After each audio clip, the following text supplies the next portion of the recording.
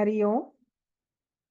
वक्रतुंड महाकाय सूर्यकोटि समप्रभा निर्विघ्नं कुरु मे देव सर्वकार्येषु सर्वदा। गुरुर्ब्रह्मा गुरुर्विष्णु गुरुर्देवो महेश्वरः गुरुः साक्षात् परब्रह्म तस्मै श्री गुरवे नमः। तस्मै श्री गुरवे नमः। ओम सहना भवतु सहनो भुनक्तु सह वीर्यं करवावहै तेजस्विनावधीतमस्तु मा विद्विषावहै। ओम शांति शांति शांतिः। हरि ओम। श्री गुरुभ्यो नमः। Namaste and a warm welcome to you all. We are in the final Valli of Kathopanishad. This is the penultimate session of the great scripture.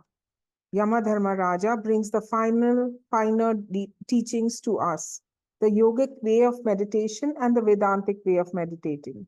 It is said, if a person does not understand, it is no wonder, but if he does, it is a wonder. Also, the importance of Shraddha in the teachings of our scriptures and gurus cannot be stressed enough. Lord Yama lays out the benefits of the teachings. We start with a recap of last week's mantras. Over to you, Srimati Mamta. Thank you very much, Mamta, for a nice recap of all the verses that we studied in the last class. Sadashivasamarambham Shankaracharya Madhyamam Asmadacharya Paryantam Vande Guru Paramparam. Om. A profound thanks to Swami Paramarthananda ji in particular for this clarity that we've had in the study of the Kathopanishad, and as we are coming towards the end of the study of the Kathopanishad. About 20 or 30 years ago, I heard the story for the first time, the story about islands, princesses, and God. It struck me as something with a very deep meaning, which I could not understand. However, the story remained as a seed with me, and I would like to share the story with you. I'm not going to give you any interpretation, and I will leave the story because every story has a tremendous amount of potential, and each one of us have the freedom to be able to interpret it in our own way. This is a story about a king and a young prince. The king taught his young prince everything, but three things he kept him from his knowledge. He did not teach him about islands, he did not teach him about princesses, and he did not teach him about God. One day, the little boy was walking around the seashore and he gazed at a piece of land in the middle of the sea, and he was wondering what that was because he did not know what that was. And then he could see some movement there. And as he was gazing at it, in comes a stranger, a huge looking figure. And the boy looks at him and he says, "What is that in the middle of the sea?" He says, "Those are islands." "What are those? What is that movement that I see?" "Oh, those are princesses." And it suddenly occurred to the boy, I do not know how, but this is a story. He says, if there are islands and if there are princesses, they must be God. And so the man said, "I am God." So the boy was very happy. He learned three things. He went and told his father, "Papa, today I saw islands, I saw princesses, and I met God." So the father, the king, asked him, was he a big man? He said, yes. Did he have a long coat with sleeves folded? Yes. Did he have a very sweet voice? And the boy said, yes. That is not God, but that is a magician. And because of his magical powers, he's able to create islands, he's able to create princesses. Don't be worried about it. So the boy learned everything is from his father. He agreed to whatever his father says. And then he goes back to those islands. And as he was watching all these things that old man comes back again, and the boy tells him, see, I told my father about whatever you said, but he tells me that you are a magician, and it is because of your magical powers you have created all these things. Is that true? And so the man said, yes, I am a magician. But he says, you know something? You are not a prince. Your father is not a king. He is also a magician.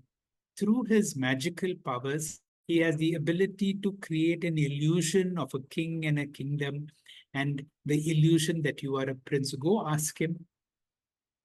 The boy is shocked. He goes and asks his father, see, this is what he tells me. He tells me that you are not a king, I'm not a prince, but that you are a magician. And through this magical powers, you have created an illusion of a kingdom, and that you are a king and my prince. Is that true? And the father says, yes, it is true. But then he says, you know what? That person is, you know, uh, this is true. And the boy is shocked. He says, if everything is unreal, why should I lead an unreal prince life? I would rather die. You know, I don't want this unreal existence. The king looks at him and says, are you sure? He says, yes, I would rather die. And I don't want this unreal existence of pretending to be a prince and so on. So the father uh, confirms once again. And then next moment, he could see Yamadharma Raja in the room asking the boy, come, come. So the boy is afraid when he sees Yamadharma Raja, the god of death. But then one thought occurs to him, those beautiful islands, unreal islands, those beautiful princesses, unreal princesses. So everything that I see and experience must be unreal. So his idea comes that death is also unreal. He goes and embraces death. Now, this is the understanding of this mantra. Now, everything according to the Upanishads, whatever I see and experience is not real. That is called asat. Through Brahma Vidya, through Omkara, through Vedanta, we have to move from that which is unreal to that which is real, from the darkness of ignorance to light, and from death to deathlessness. As we have come to the end of the Kathopanishad, I will briefly tell you how has our attitude to Yamadharma Raja changed? Have us our attitude to somebody near us, the death of somebody whom we love, changed? How has our attitude to the god of death has it changed? More importantly, we have studied Kathopanishad, and in Kathopanishad, the little boy Nachiketa asks this question, when somebody dies, is that death final? Because we don't see anything about that person afterwards. But tell me, is there something that survives after death? And if you will know why we study Kathopanishad is because we know we will also go through all seasons of life. We will also go through the winter of our lives. Those who are prepared for winter are able to handle it better than those who are not prepared. And that is the objective of studying Brahma Vidya. Now, the highest respect we have among all the people in the world is for a Brahma Vidya Acharya, as the one who brings us from Mrityorma Amritam Gamaya. See, that person who gives you immortality, what kind of thanksgiving can we give? And in the Kathopanishad, the Adi Shankara's commentary begins with a reverence to Yamadharma Raja. Vaivasvataya. Vaivasvataya means the son of Surya Devata. That's how he brings an adoration. He does a namaskara to Yamadharma Raja and to Nachiketa, because Nachiketa is a model of an ideal student that all of us should be. And therefore, Swamiji says from now on, Yamadharma Raja is not someone to be feared, but someone to be revered like you revere a Brahma Vidya Acharya. Now, this was the question that he asks. Now, yeyam prete vichikitsa manushya. All of us have this doubt. Astiti yeke. Now, when somebody dies, does something survive that death? I want to know. Now, we have this example that when you take away the SIM card, the phone seems to die. The phone looks like a phone, but it is no longer surviving. Now, this is our understanding. It is when the person dies, there is something called the subtle body, represented by prana. So what we see is prana. The prana pochi. There is no more breathing. When the SIM card is removed from the phone dies. So too, when the subtle body separates from the gross body, the person dies. But then the subtle body has the ability to travel. That's what we are going to study. What happens to the subtle body, and how does it happen to punarjanma and so on? All these questions have been answered in this Upanishad. So there is a mantra which says, Na pranena panena, mrityo jivati kaschana. That means our life is not, we are not alive because of prana alone. It seems to be because of prana. And because when prana, it seems that a person dies. But there is a third factor. So we have the gross body, we have the subtle body. Just like in the cellular phone, you have the telephone, you have the SIM card, and you have the all-pervading cellular network. So we learn about Atma Vidya. So the Atma Vidya is something that enlivens the subtle body, and through the subtle body, the gross body is enlivened. What is that? Yetad Vaitad. That is what we will be studying in Kathopanishad. Now, once the SIM card is taken out, you can put it in another phone. So therefore, the jiva, that means the subtle body, travels and it can enter into another womb depending upon our karma and according to a yatha karma, yatha shrutam. Shrutam has been interpreted as, remember the 8th chapter of the Bhagavad Gita, our next janma is determined by our last thought.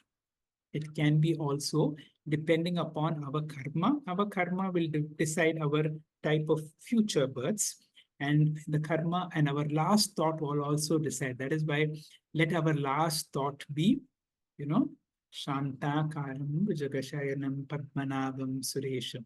Now, these are the, when an enlightened person dies, these are the mantras that they chant. And the whole upasana is on such thoughts rather than, I want this or I want that. In the 8th chapter of the Bhagavad Gita, we talk about two gatis. One is called the Shukla Gati and the Krishna Gati. Now, when a person goes through the Krishna Gati, that is through the dark path, that is where the person will get a punarjanma. But supposing a person is an upasaka, that means a person has not been able to get Brahma Vidya and therefore there is no Jivan Mukti. But this person has an Ishta Devata. And when you pray to the Ishta Devata with so much of Shraddha and you think of the Lord even at the time of the death, the Lord's business is now to take you through the white path, through the solar disk. Of course, we will have verses in the Kathopanishad, which we will be studying in the next class, because that is how Kathopanishad concludes with both Jivan Mukti and Krama Mukti. This path is called the Krama Mukti.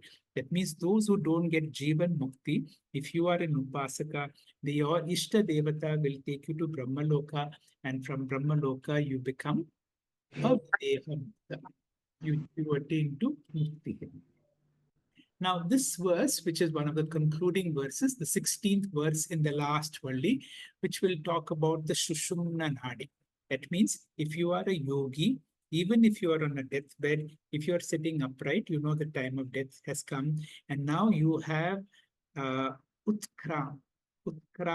You have to let go of the subtle body. Of course, it is extremely difficult. You have to be a yogi. That is why we are saying that we are not looking for Krama Mukti, we look for Jivan Mukti. We go to a guru, we will understand. That is why we are studying Upanishad after Upanishad and the Gita with the hope that one day my eyes will be Asato ma Sadgamaya, Tamaso ma Jyotirgamaya, Mrityor ma Amritam Gamaya. Krama Mukti is not for me. And our whole quest for spiritual knowledge comes from this question of Nachiketa, the 14th mantra, which says, my Lord, can you tell me something beyond dharma and adharma, something beyond time, something beyond cause and effect? This is that famous Anyatra Dharma, Anyatra Adharma, where Yamadharmaraja, where Nachiketa asked Yamadharmaraja about Atma Jnanam. And immediately after that, he's not going to beat around the bush. He answers this question, Sarve Veda Yat Padam Amananti. What is that all the Vedas are telling you? For which, people do so much of spiritual practices and live a life of brahmacharya is to be able to understand what is this Om. Of course, he does not elaborate much about Om. He will give Omkara as an upasana to help you to get Brahma Vidya. But then in the subsequent mantras, Yamadharmaraja very, very clearly gives. And he repeats it many times. Nachiketa, Yetad, Vaitad, Yetad, Vaitad.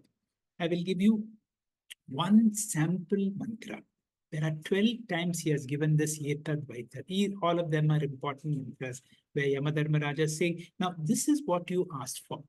Yena Rupam Rasam Gandham Shabdam Sparshanu Maituna Yetena Vijaniti Kimatra Parishishyate Yetad Vaitad. What does this mantra mean? Now, to explain this mantra, Swamiji has prepared us from the very beginning about two fundamental principles of Vedanta. If these two fundamental principles are known, Vedanta becomes very easy.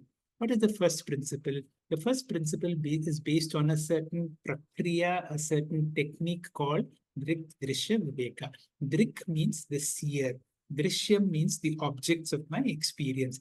Tell yourself, I'm seeing so many things around me. I am none of them. Whatever I experience is not I. Anatma, Anatma, Anatma. Finally, you come to this body and say, this body is also not me. Now, this is a great jump in the world of spirituality. Until then, we always identify myself as the body. Then you identify your mind and say, I am not the mind also.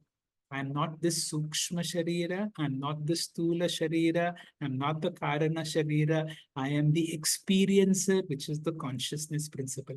Now, this is what is being told to us by teachers again and again and again. I'm not this body, I am the consciousness principle.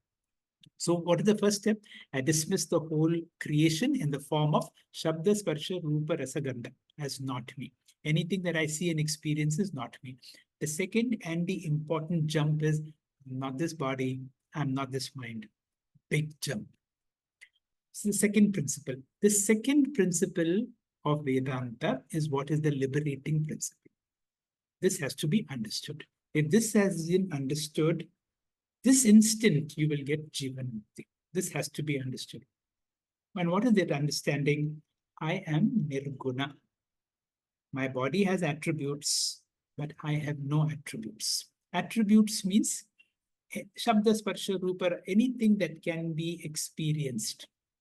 All attributes belong to the experienced objects. I, the real me, of course, this has to be now taken as Shraddha, that I have no attributes. Rupam, that means form. Rasam, taste. Gandham, smell. Shabda, sound. Sparsha, feel. Maituna, all forms of interactions. I am Akarta and Abhokta. The real me has I am Nirguna. What is Nirguna? If this is understood, this is mind-boggling. The second fundamental principle of Vedanta. Na jayate mriyate va. I have no birth, I have no death. I have no limitations in time. I know I have to present within a certain period of time. I'm governed by time, I'm looking at the time. But can I also understand that as far as my true nature, I am in eternity? Now, this experience that I have been there, I will be there. I have been there from the very beginning, if there is a beginning. I will be there till the end, if there is an end, is a clear definition and a description that I am deathless. Second is, my body has limitations, but I have no limitations in time. I have no limitations in space. When I have no limitations, you understand I am Ananta. I am limitless. I am infinite. Brahman is infinite. This is Jivatma, Paramatma, Aikyam. This instant you realize your limitlessness, your Anantatvam status. And when you realize your Anantatvam status, then what is this body and mind? This body and mind is only a medium for interaction. I am limitless. I am there and I will be there. So there is no question of death to me. This understanding gives me Jivan Mukti. And this is the end of all Vedanta. Really, there is nothing more to be taken home after this. So what remains? Supposing you take away your body. Now, if you take away ye yena etena eva vijaniyat. This is what we have to know. See, if I have taken away Shabda Sparsha Rupa Rasa Gandha, what is that which remains? What is that? See, Mano Buddhi Ankara Chittani Naham. I am not all this. I am that which remains after all that. And that is Chidananda Rupaha Shivoham Shivoham. Etad Vaitad. This is that. The teacher is saying, Etad Vaitad. Our true nature is Atma Swarupam. That remains when you take away all these Shabda Sparsha Rupa. Yamadharmaraja has given it in a beautiful verse worth meditating. Now, these are the verses which are worth meditating. These are the important teaching verses of the Bhagavad Gita Shri Krishna has brought in. Now, if you have time and doing nothing, meditate on this. Na jayate mriyate va vipaschit. Nayam kutaschinna bahuva kaschit. Ajo nityaha sashvatoyam purana na hanyate hanyamane sharire. My body will get old, my body will fall sick, my body will die. But the death of my body, I have to learn to observe is like the death of any body. In my hospital, I've seen so many people die, and I will see one day this body also going. But then the death of my body is not my death because I have disidentified from the body and I identify with that vipaschit or consciousness. The body, therefore, serves as a medium for manifestation of consciousness. Tell yourself again and again, death is not the end of consciousness. It is the end of the manifestation of consciousness through this particular body. A broken bulb does not mean the end of electricity. When the medium goes away, the manifestation becomes unmanifest. But my true nature is Tattvamasi, which will always be there. Kimatra parishishyate. What else is there? The experiencer alone is there. In the whole of Kathopanishad, towards the end, you will see one question which looks like Nachiketa's question. It is not Nachiketa's question. That question is, can you know this fellow?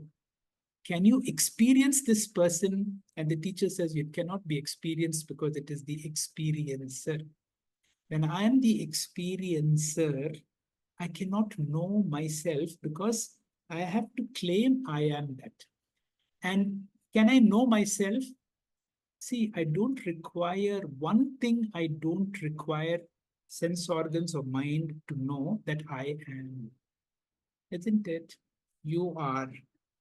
Do you need to touch and say, I am and you are? No special effort. This knowledge that I am is the real knowledge. And this is also inquired in the Kathopanishad, and it is answered in that most beautiful mantra, which culminates in one of the Vallis, I think the last Valli only, where this mantra comes. Yena yetena eva vijanati. Tvameva bantam anubhati sarvam. Remember that mantra? Na tatra suryo bhati, na chandra tarakam, nema vidyuto bhati, kutoyam agni, tvameva bantam anubhati sarvam. Now, because of me, the whole world has come into existence. Now, we should not feel shy to claim that.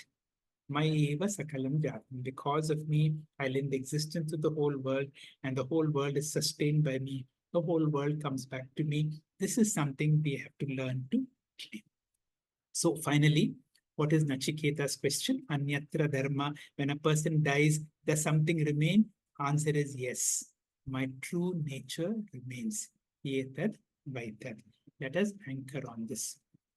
Now, towards the end, he says, now we are today in our class, we'll be learning all these Palashrutis. If one manages to know before the fall of the body, the person becomes liberated in this life itself, he becomes a Jivan Mukta.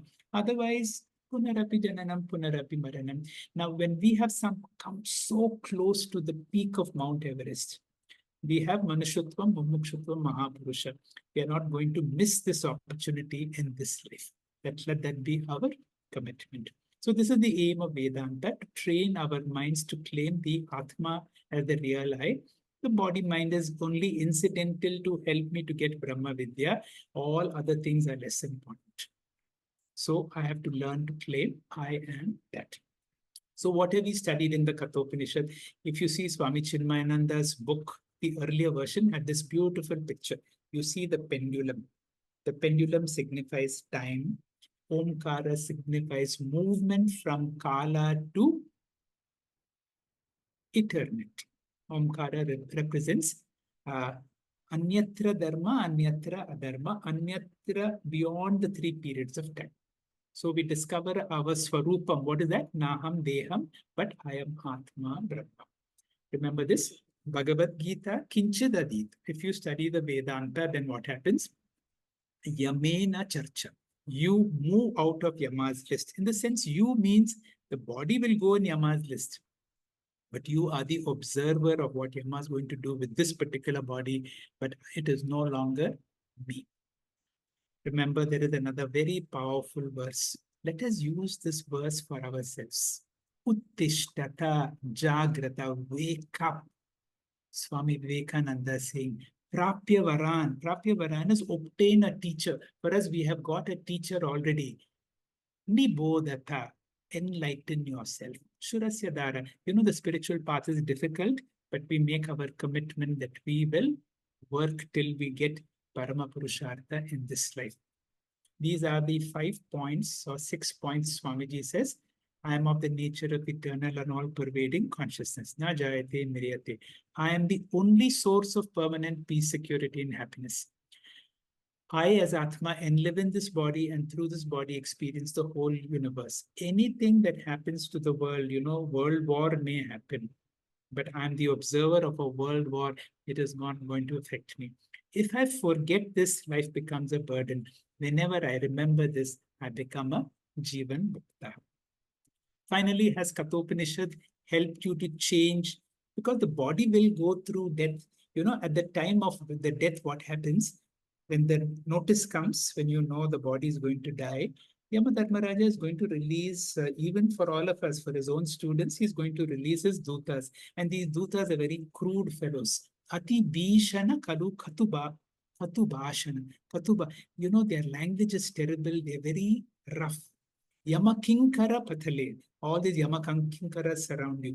You know, whenever I do rounds in hospital in the ICU, we know if there is a serious patient whom we have to inform the family.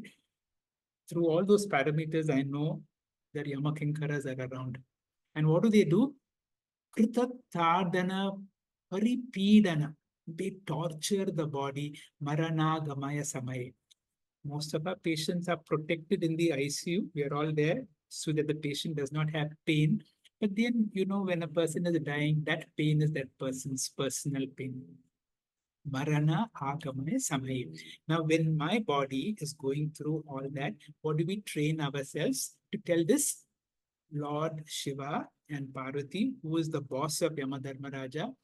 Now that Yamadharmaraja is also our friend, we revere him. So he is not, you know, somebody to be feared. But still, Uma Saha, Mama Chetasi. Please come to my mind. Yamashasana Nivasan, the boss of Yamadharmaraja, Shiva Shankara, Shiva Shankara, Rame Durita. Dear friends, I will not be coming in between as I've taken a little more time, too much time, I'm sorry.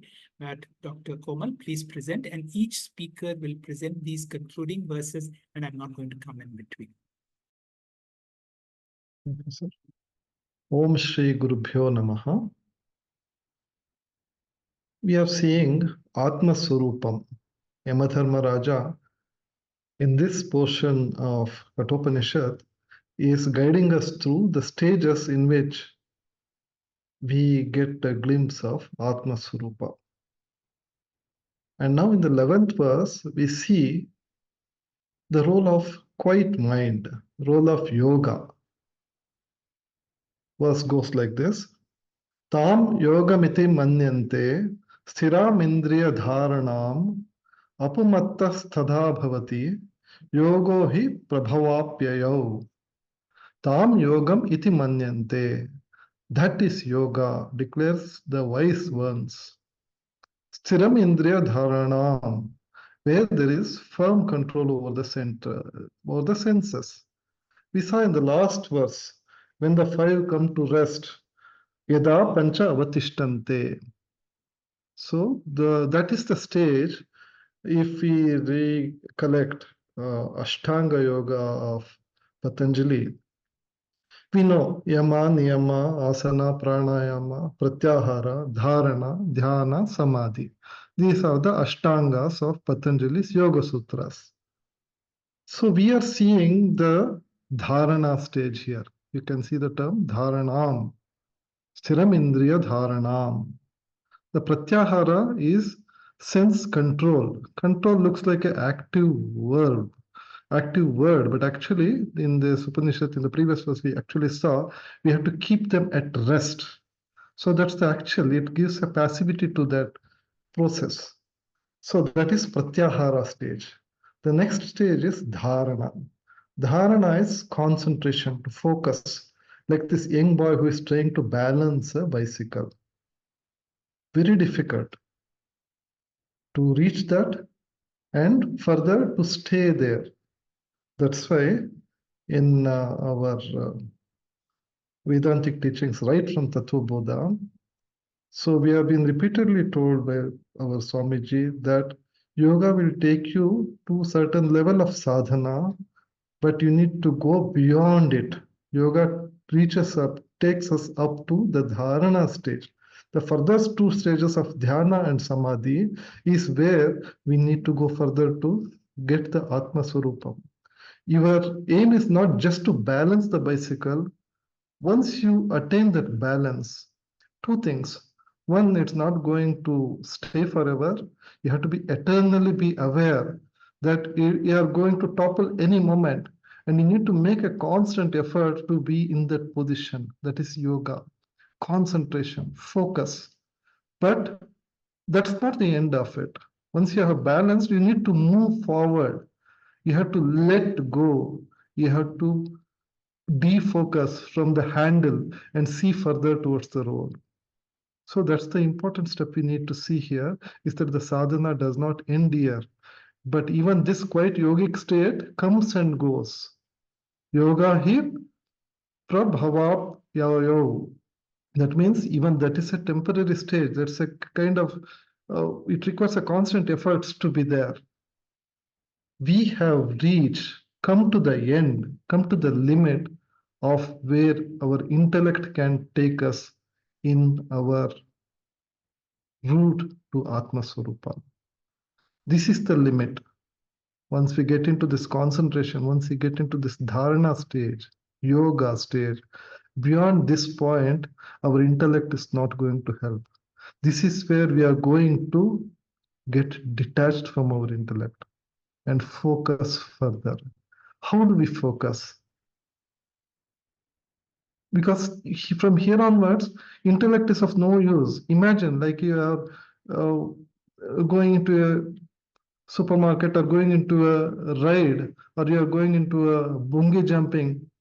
You are in the last step, you have to take out everything and be ready, like in a launch pad. That's why it's called the launch pad, a quiet mind. That's when we are just discarding our intellect also to go further. And what next is to focus, keep the focus. And how do we focus? This is not the focus which we generally do when we are in our normal day-to-day life. As we see in the next slide, if I ask you to identify the animals here, the way we know is like a computer, like a CCTV or a camera which gradually scans from left to right. Find a giraffe in this picture, if I say, you'll be moving through names and forms and colors to find out where the giraffe is. And eventually, as you see in the next slide, somewhere we find it. but we are using intellect here. This kind of focus does not apply when we are looking at Atma Swarupam. Mind you, we have left our intellect far beyond. Here, this good analogy I can give is about a peculiar kind of optical illusion in which we need to try to see and focus in this image. Maybe you can do this exercise even later because this takes time. So I'm going to say that this image contains an animal and you need to see that. And if you are able to see that, it gives you a kind of ecstatic feeling, a kind of joyous feeling because it appears to you in front of you in 3 dimensions. And there's a particular way in which you need to see that. This is a optical illusion. This is called stereograms. You can Google and see. And there's a particular way in which we see that. As we see in the next slide, even this you can study slowly in detail later. There are 2 ways to see these stereograms. One way is to imagine something which is behind the screen, because what has happened here is in this image they have created an image such that the image is virtually there behind the screen. So imagine a point a little behind the screen and focus on that target. Have faith in my word that there is something behind the screen. That having the faith is very important first step. And then focus on that point. Very difficult to focus through something opaque, but you need to do that. And that will take you to that point where you will see that animal in 3D. And there's a second method also. In that second method, it's called defocus your eyes. Move your head very close to the screen. Take your phone or the laptop, preferably a laptop, just to touch up. Your nose should be touching the screen. That's when your eyes can't focus on the image at all. Then it defocuses. And slowly move the screen behind. Slowly move the screen behind and keep your eyes still. And at one particular point, suddenly a 3-dimensional image of a beautiful animal springs from nowhere. You have to believe me, it is there. And if you find it, put it in the comment or in the chat box.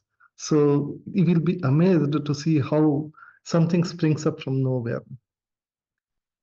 In our Atma Swarupa exercise also, as we see in the next slide, there are 2 ways further when we drop our intellect. One is Saupadika Drishti and next one is Nirupadika Drishti.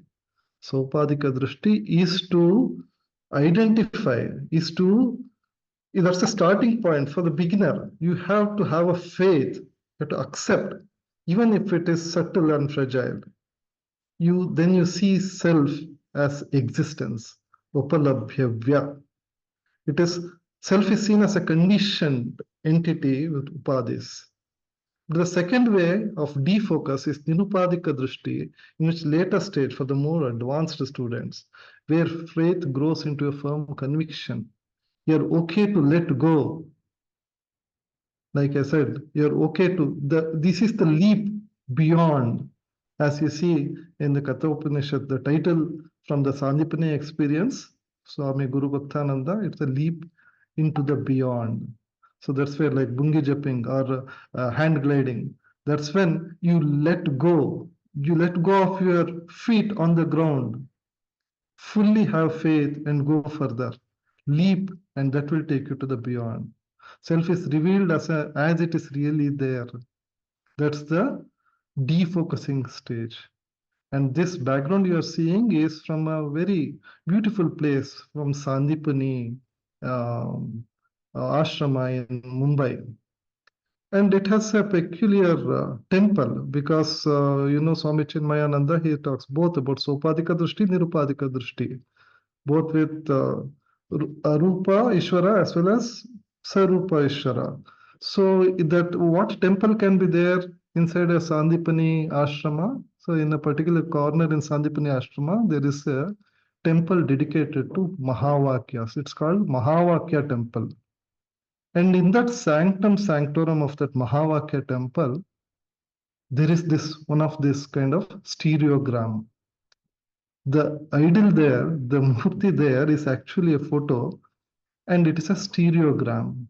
And if you stare into it using the same exercise which I explained just now, can you imagine what you will be finding in what should be there as a Swarupa, as a Sopadika Drishti, what should be our symbol of Brahman? Right. It won't be apparent initially, but once you defocus, you will see Om staring at you in 3 dimensions. So this is about yoga, the step here. That is the limit where intellect will take us, and beyond here, drop it. You need to go further. This is not the end. And once you go further, your intellect is of no use. You are going to drop it here. And then we'll see the further steps from here beyond how it will be. Wonderful experience as you see in this stereogram. Thank you very much. Shri Gurubhyo Namaha, Harihi Om. Our scriptures describe Brahman as Satchidananda, the unlimited existence, consciousness, and bliss. The 12th mantra describes the existence feature of Brahman. The existence is either idam, this, drusham, the object, or aham, I, druk, the subject. All objects exist as language referring to it as only a word, and the meaning of that word is a concept in the mind. This entire range of objects are referred by idam, this, the drusham. They do not have their own existence but depend on the self. They are parichinna, limited. Brahman is not in the realm of this idam and it cannot be objectified. Therefore, it is the experiencer, but not the object of experience, which is limited. So now Brahman is the experiencer.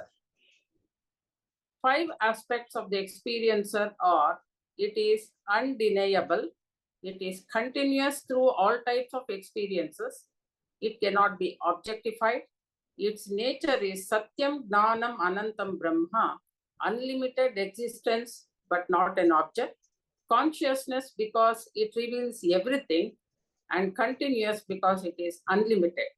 And the 5th one is both physical and subtle objective universe or adhyastha appear as they are superimposed on the unlimited Brahman like the rope snake.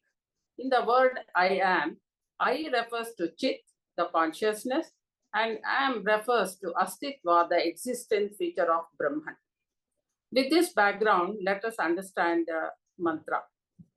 Naiva vacha na manasa praptum shakyo na chakshusha astiti bruvato anyatra katham tad upalabhyate. The translation says, it cannot be attained through speech, nor through mind, or even the eyes. How can it be known to anyone apart from him who speaks of it as it existing? Lord Yama says, Brahman cannot be grasped by vacha, by the speech or language representing karmendriyas, chakshusha by gnanendriya, and manasa by any karanas, the instruments. Language describes a thing only when there is one of the following 5 factors. The object that we describe belongs to jatihi, some species, as you see in the next slide, and it has some attributes, gunaha, kriya, perform actions, sambandhaha, related to something, and rudhihi, just the name. Brahman does not have any one of them. It illumines the functioning of the mind, speech, and senses, but none of them define Brahman. So Brahman is not an object of experience, but the experiencer. Then how is Brahman known? Then the mantra says, Astiti Bruvataha. The followers of Vedic path say it does exist. or a great teacher like Lord Yama, revealing it, accept the existence of Brahman. The dualists accept the testimony of Vedas and the existence of Brahman, that is Brahma Asti, but they say it is distinct from the self. Only the non-dualists say that Brahma Asmi, Asti, that is, it only, not only it exists, but also Brahma Asmi, I am Brahman. It is none other than the pure subject, which keeps on saying, I am, the isness, which is the self. Anyatra katham tadupalabhyate. Anyatra refers to those who do not accept the Vedic path, mainly Shunyavadis. Also, Anyatra does not refer to the isness in all the objects perceived. This is the meaning of the mantra. The Shunyavadi claims that Brahman, not being known through any means, should be known as non-existing. Adi Shankaracharya refutes him and establishes the ultimate existence through Karya Karana Bhavena. The existence of the effect depends on the existence of the cause, like gold in golden ornaments. Existence goes back from effect to its cause, finally tracking back to the ultimate cause, the Brahman. So existence is the nature of the Brahman. The nature of the cause is the nature of the cause, the isness is seen in the effect. Existence is commonly seen in all things in the universe. The nature of the ultimate cause must be existence, as it is evident in all the effects. Once the existence of Brahman is realized, they achieve freedom from samsara, realizing the self as Brahman, Brahma Asmi Iti. It is described in the next mantra. Thank you. Hari Om Shri Gurubhyo Namaha. Shri Gurubhyo Namaha. Hari Om. Lord Yamadharmaraja in earlier mantras to Nachiketa has said that through tapas meditation upon Om, considering it to be lower Brahman or Sukuna Brahman with attributes, one experiences Hiranyagarbha as the first manifestation of Brahman. And when a person meditates upon Om as a symbol of unmanifested and attributeless Brahman, who is Nirakaram, beyond form, Nirvikalpam, beyond imagination, Ajam, beyond birth, he realizes in himself the Ekam, the absolute power of consciousness, with the all-pervading reality. Those who cannot experience of the formless over a period of time and sustained experience of manifested form through Brahma Vidya, that is, obtained through Guru Shastra Upadesha, reaches the formless Brahman. The verse, Astit eva upalabdavyaha tattva bhavera chobhayoho. Astit eva upalabdasya tattva bhavaha prasidati. Translation, Brahman is first to be known as existent, and then as it really is. Of these two, the real nature of Brahman, which has been known as existent, favors by revealing itself. Asti iti eva upalabdavya yaha. With body-mind complex, the I-ness in relation to Shariratrayam, Sthula, Sukshma and Karna, and Avastyatrayam, the three states of experience, Jagrat, Swapna and Shushupti, one knows and feels the presence of Brahman, that is Brahman Asti. This is Paroksha Jnanam, the first stage. Tattva Bhavedacha. Through Guru Shastra Upadesha, a student with yoga abhyasa and shraddha, that is with faith, confidence and reverence in Guru Shastra, one gets Brahma Vidya. In Kathopanishad mantra 1.2.7, it is said that it is a wonder that a guru has the ability to communicate something that is incommunicable. And the student too is a wonder because of his ability to receive something that is not receivable. With Brahma Vidya, now body-mind complex is dropped, all desires are renounced, it is Purnatvam, and dissolution of Hridaya Granthi, Avidya, Kama, Karma takes place. By eliminating all the upadhis, the limiting adjuncts, one becomes limitless. These upadhis are because of Maya, the I-ness is transformed to amness. This aikyam, the oneness with Brahman, happens. Aham Brahma Asmi is realized. The second line, Astityeva Upalaptavyasya, that very self which was earlier realized as existing, is now Tattva Bhavaha, realized as the true nature. Lord Yama calls Tattva Bhava as the true nature of Brahman. This is Aproksha Jnanam. Transcending from Brahma Asti to Brahma Asmi is the essence of this mantra. All sadhakas have to go through these two stages. The Jivan Mukta, who has attained this Paroksha Jnanam, merges with Brahman, attains Kaivalya Mukti or illumination here on earth itself, like Sri Shankaracharya, Buddha, and others. It is said for him the cycle of creation, of birth and rebirth terminates. This is Krama Mukti. Thank you. Hari Om. Harihi Om Shri Gurubhyo Namaha. With verse 13, Lord Yama has completed the teaching of Brahma Vidya to Nachiketas. Verses 14 and 15 state the phalam, or the benefits of attaining this knowledge. Yada sarve pramuchyante kama yesya hridishritaha atha martyah amruto bhavati atra brahma samashnute. When all desires which are based on his heart wear off, then the mortal becomes immortal. He attains Brahman here itself. The scriptures mainly highlight and focus on kama, or desire, binding desires to be more specific. Due to avidya, or ignorance about my true nature as the Atma, I identify with my body-mind complex. Therefore, I feel limited and unfulfilled. There is a nagging feeling that I need to get something or become something to feel fulfilled. This inner struggle is expressed by a tendency or a desire to acquire various things to attain this fulfillment or purnatva. These desires are called binding desires or kamaha, as our happiness is bound to them. All my karmas or actions then become a relentless pursuit of these desires. The next slide. The phalam of Brahma Vidya is freedom from these binding desires. I am happy wherever I am, whatever I am. With freedom, I do things not for fulfillment, but with fulfillment.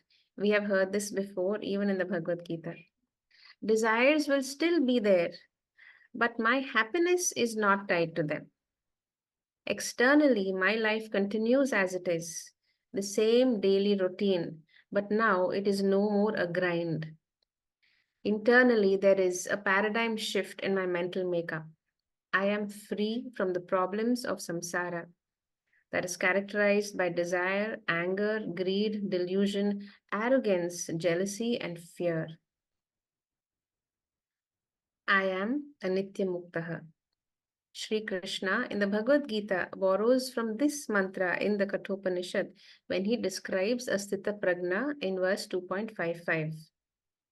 Prajahati yada kaman sarvan partha manogatan atmanye atmana tushtaha sthita pragnasta dochyate.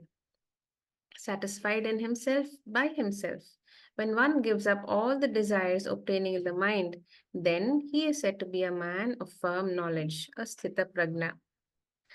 In the next slide, let us see how do we give up these binding desires. Swami Paramarthananda says it is very, very difficult to give them up.